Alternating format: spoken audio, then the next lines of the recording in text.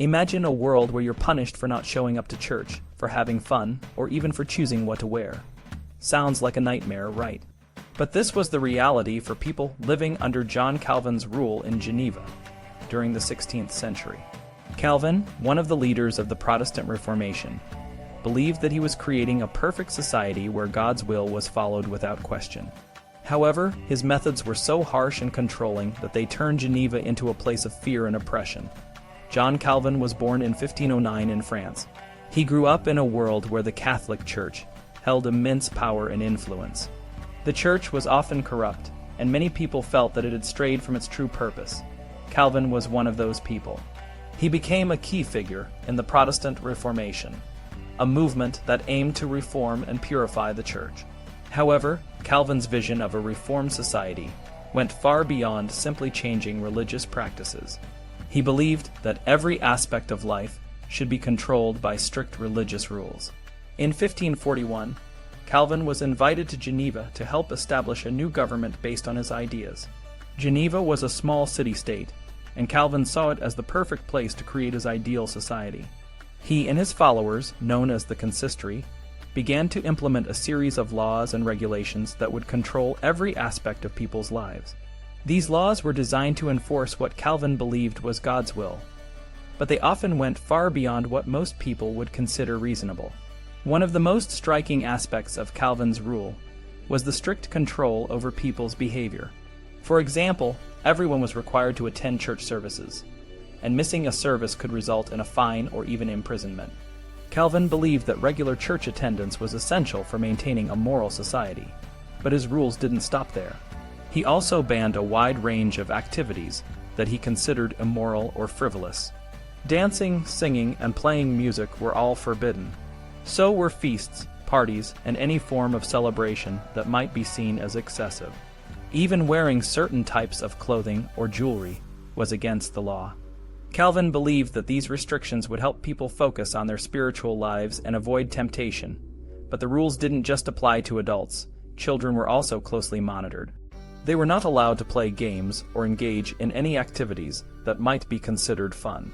Even something as simple as wearing their hair too high could land someone in trouble. Calvin's idea was that by controlling every aspect of people's lives, he could create a society where everyone lived in a state of constant piety and devotion to God. One of the most extreme aspects of Calvin's rule was the punishment for breaking these laws.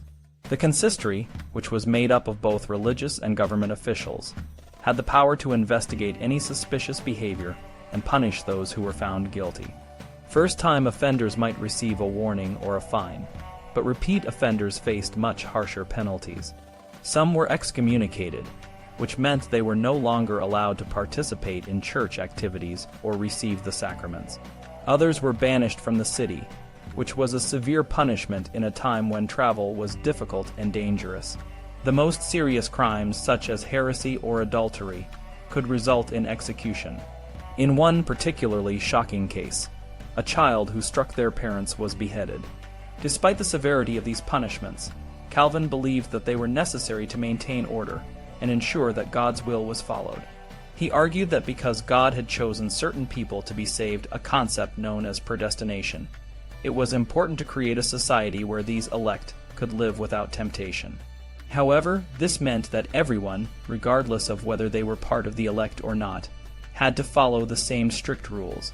Calvin's rule in Geneva was not just about controlling people's behavior. It was also about controlling their thoughts.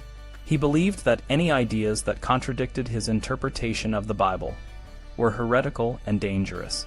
This led to the persecution of people who held different religious beliefs. For example, Michael Servetus, a Spanish physician and theologian, was burned at the stake in Geneva for denying the Trinity, a core doctrine of Christianity. Calvin saw Servetus's execution as a necessary step to protect the purity of the faith. The harshness of Calvin's rule in Geneva raised important questions about the nature of religious freedom and the role of government in people's lives. Many people, both inside and outside of Geneva, criticized Calvin for his extreme methods. They argued that while the goal of creating a moral society was noble, the means he used were cruel and unjust. Some even compared Calvin's rule to that of a dictator, arguing that he had more in common with the corrupt Catholic Church he had opposed than he cared to admit. Despite these criticisms, Calvin's ideas had a lasting impact on the Protestant world. His emphasis on predestination and the importance of a strict moral code influenced many other religious leaders and movements. Even today, some Protestant denominations continue to follow principles similar to those Calvin promoted in Geneva.